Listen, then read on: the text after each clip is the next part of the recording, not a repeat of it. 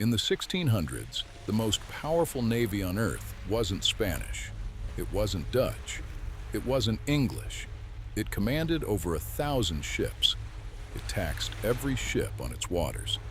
It crushed a European fleet in the largest sea battle the world had yet seen. It flew no flag. It served no nation. It answered to no king, but to one man, a Catholic convert who became a pirate who was made an admiral. He was Chinese. So how does an outcast, a smuggler, a fugitive, a man of no allegiance end up commanding the most powerful navy on Earth? Nothing about him said admiral. Nothing said pirate either. He was born in 1604 in Chinchu on the southern coast of China to the Zheng family. His father was a low-ranking civil servant, and he wanted a scholar for his firstborn, a son who would pass the imperial examinations and rise through the imperial court. One day, a minister in silk robes with a brush instead of a blade. He had such hopes for the boy that he named him Ji Long, Divine Dragon. But the dragon had no use for books. The story goes that one afternoon, a group of boys stood in the street of Chinchu, throwing stones at a fruit tree. The tree hung over the wall of the local governor's courtyard. A stone missed the fruit and struck the governor. The boys ran. They were caught. The ringleader was hauled in front of the most powerful man in Chinchu to be punished.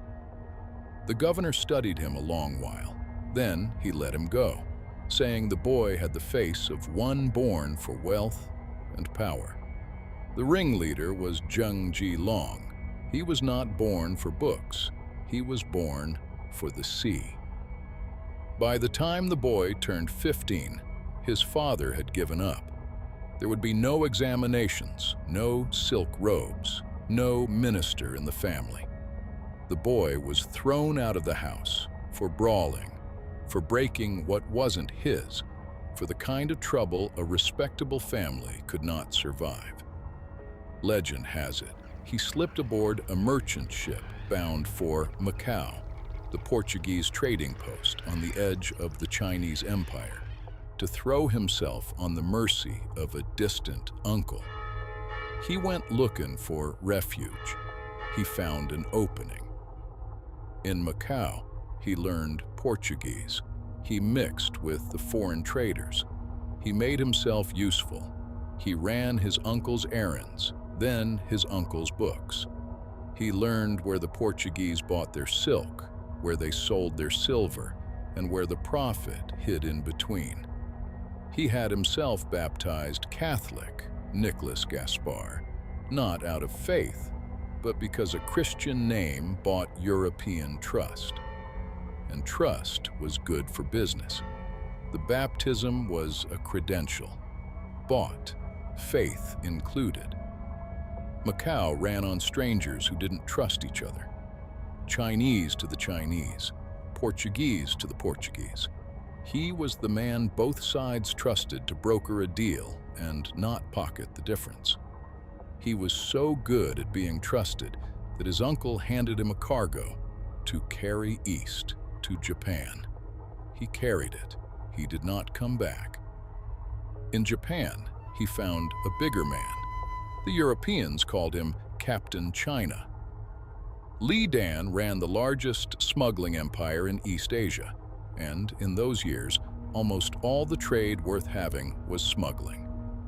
Silk out of China and silver out of Japan moved against the law, through men willing to break it. Li Dan was the biggest of them. Ships of his own, agents in every port, a foot in the European's door. The uncle in Macau had made Zheng useful. Li Dan would make him powerful. So Zheng stepped off one man's ship and onto the stronger man's deck. The first time he would do it, never the last. In Japan, he settled in. He learned the language. He married a local woman, the daughter of a samurai. and she would give him a son. The boy would grow up to change the course of history. That's a story for another day. Zheng was gone before the boy was born, back on the water, chasing the next deal. And the next deal was already waiting. The Dutch East India Company was Li Dan's partner in the smuggling trade, and it needed a man who could talk to everyone in the room. Li Dan sent his protege. Zheng spoke Portuguese, the language of maritime trade in those days, and that carried him inside their operation, first as their interpreter, then as their privateer, armed and loosed on rival shipping. From the inside, he watched how the Europeans fought, how they ran their trade, where their ships were soft. The people he served were teaching him, deal by deal, how to beat them one day. It was an education, and the men he worked for were paying for it. Then the Dutch came to him with a different kind of work. Li Dan had grown too powerful for their liking. They wanted him gone, and the best man for the job was Li Dan's protege. They put it to Zheng. He did not flinch. The Dutch sent him back to Li Dan, back to the smuggling empire that had made him, and Li Dan welcomed his protege home, no questions asked. To Li Dan, Zheng was family returned. To the Dutch, he was their man inside. What happened next, the records leave conveniently murky. Only this is certain. Not long after, Li Dan died, and the man who gained the most stood closest to him. Zheng moved before the body was cold. He took the fleet, the contacts, and the place at the top of the smuggling trade. The mentor who had made him was now one more rung beneath his feet. Runaway, middleman, interpreter, privateer, smuggling king. Every role he ever played, he played for what it paid. It made him. One day, it would kill him. But not yet. For now, there was a sea no one could police, and a fleet he'd inherited from a dead man. He had the ships. Now he wanted the sea. All of it. To take a sea, he would not need a flag. He would need a monopoly. You have seen what comes next. One man takes the thing everyone needs, charges them all to touch it, and crushes anyone who competes. 300 years later, an American named John D. Rockefeller would build the same machine out of oil and call it Standard Oil. Zheng built his out of water, not a pirate fleet, a monopoly with a navy. But the two would not end the same way. Zheng started with a sworn brotherhood of pirates. He bound together 18 of the most feared pirate captains in the China Seas. They called themselves the 18. Within 2 years, he stopped being one of the 18. He became the one the 18 answered to. That was the easy half, the half Rockefeller would later run. Pull the strongest players into one trust and split the spoils among the willing. The hard half was the holdouts, was the pirates who refused the 18, who thought they could still work the same waters alone. Every monopoly has to deal with them. Rockefeller dealt with his on price. He undersold them, flooded their markets, and bled them until they folded. Zheng dealt with his on the water. He hunted the holdouts down, burned them, sank them, one by one, until the seas held a single power, and it answered to him alone. Different tactics, same end. Leave no one standing. And once there was no one left, everyone else paid. Zheng didn't raid ships. He taxed them. The China Seas carried the richest trade on earth, silk, porcelain, and silver, moving between China, Japan, Manila, and the East Indies. Every ship that wanted to cross his water had to fly his flag, 5,000 silver dollars a crossing, or it did not cross. He had built what every pirate dreams of and never reaches, a sea that paid him rent. A pirate steals once, a monopoly collects forever. A monopoly that size has only one natural enemy, a state strong enough to break it. Centuries later, the United States would be that state, and it broke Standard Oil to pieces. The Chinese Empire couldn't. By the 1620s, it was cornered. Rebels at home, barbarians at the gate, and, on its own coast, a pirate fleet that had outgunned the Imperial Navy. So, in 1628, the imperial government that had hunted Zheng for years gave up and hired him instead. A title, an official rank, a commission to police the sea in the emperor's own name. The fugitive it had chased for a decade was now the empire's admiral. The Chinese Empire couldn't break Zheng, it bribed him instead. They say the old governor of Qinchu came to him, the same man the boy had struck with a stray stone all those years before, the one who had let him walk free on the strength of his face.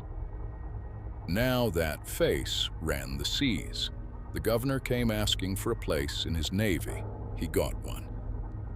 The prophecy, if it was ever spoken, had come true on schedule. The outcast, the smuggler, the fugitive, the man of no allegiance had come to command the most powerful navy on earth, not through birth, not through rank, but through sheer force. All the emperor did was apply the seal, stamping the pirate fleet as the Imperial Navy, the Pirate King, the Imperial Admiral. The racket was now the law. The Dutch East India Company was the first to learn what that meant. They wanted China on their terms, lower tariffs and open ports. Zheng said no, not unless they paid, like everyone else. So they came to blows. Before the fighting, he sent their commander a single line. How can a dog be permitted to lay its head on the emperor's pillow? Then he answered it with fire. He came down on the Dutch with 150 warships, a wall of fire ships at the front, driven straight into the enemy line. The Dutch ships caught fire and burned. The few that didn't fled for open water.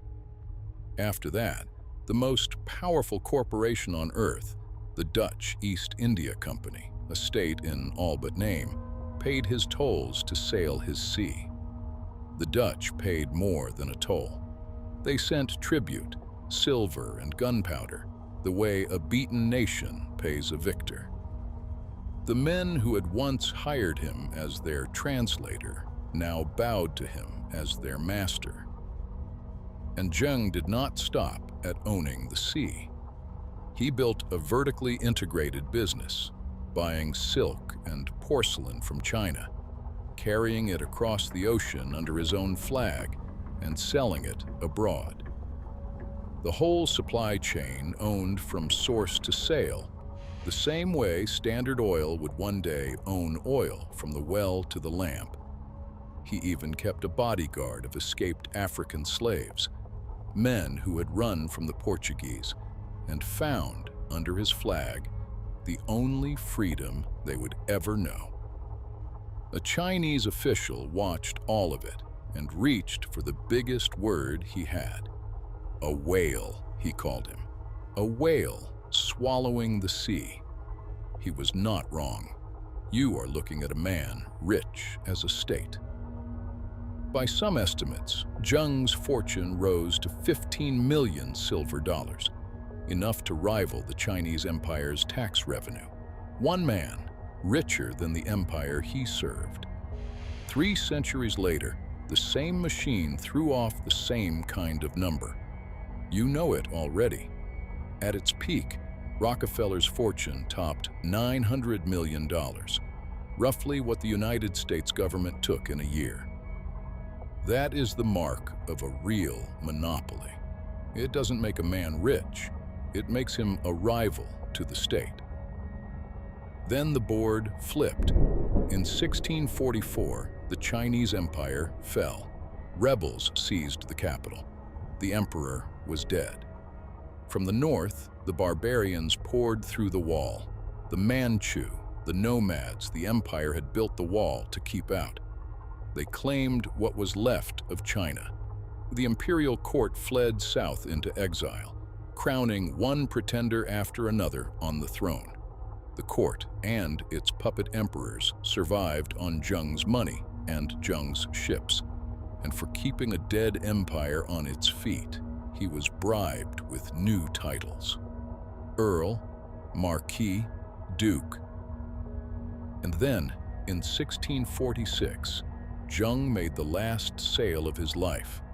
The Manchu made him an offer: abandon the old empire, stand your fleet down, and we will make you viceroy of southern China, the legitimate, uncontested ruler of the entire Chinese territory south of the Yangtze River. The Manchu would not only license his monopoly, it would crown it. He had done this before.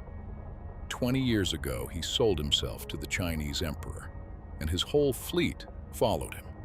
He assumed it would be the same 20 years later. He pulled his fleet off the coast, the same coast it had guarded for 2 decades, and the door swung open. The Manchu armies marched into the south unopposed, and Zheng went north to kneel before the conquerors. The most powerful navy on earth, 1,000 ships that answered to one man. The fleet that defeated the Dutch and the empire's own navy, now handed it over for a title. It was the one sale he could not take back. Because this buyer was not one more bidder. This buyer was the Manchu, foreign conquerors, not their own kind. Zheng had no line, he never had, but his men did, and his son had it most of all. His son begged him not to surrender. When Zheng knelt anyway, his sworn brothers of the 18 refused to kneel with him. His own fleet deserted him. They regrouped under the sun. The board of Zheng Corporation fired its founder. The Manchu saw it at once. The fleet had not come with the man, so the promise evaporated. No viceroyalty, shackles instead. They seized him and turned north for Peking. His bodyguards, the escaped slaves, fought to the last man. No retreat, no surrender. Then the Manchu came for Zheng's wife, the woman he had married in Japan a lifetime ago. She did not run. She did not kneel. She chose death over capture. And Zheng, the man who had chosen his side a dozen times, could no longer choose anything. In chains on the road to Peking, his fate, for the first time in his life, was out of his hands. In Peking, they didn't kill him. Not yet. They put him under house arrest. A living Zheng was leverage, so long as his son kept fighting. And the son would fight on for decades.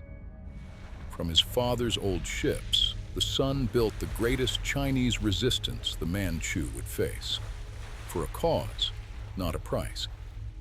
And for every year he held the line, the old man depreciated in value.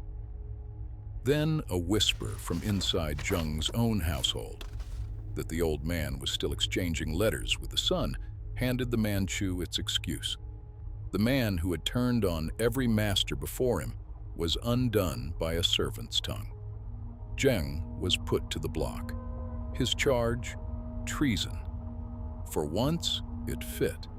A man who had double-crossed every side he ever served finally lost his head for switching sides one time too many. Zheng had built a fortune on a simple idea. Everything has a price. Every flag, every title, every man. There is no line he would not cross. There is no master he would not sell.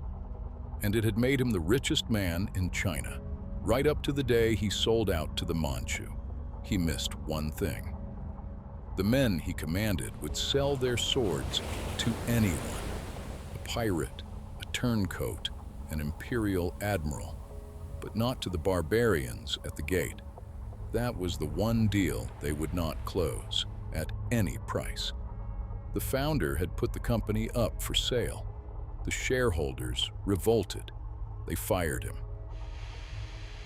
3 centuries later, America did the same to Rockefeller's empire, only it took antitrust law, not a chopping block. Same playbook, 2 reckonings. Who played it smarter? Let us know in the comments. Subscribe to The Silk Ledger. We're auditing history, 1 chapter at a time.